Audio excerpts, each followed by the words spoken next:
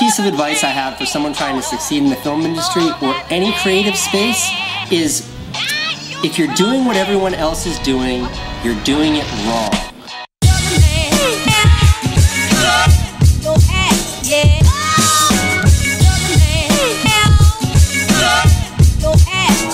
One of the best to ever do it.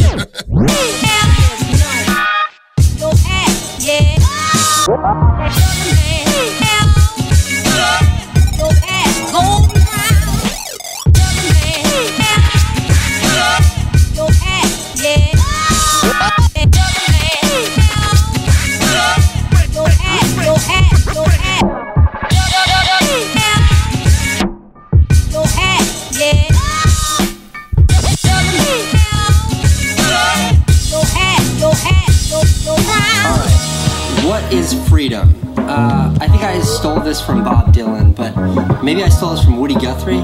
Freedom for me is waking up in the morning and going to sleep at night, and in between doing exactly what I want to do. What's the secret to happiness?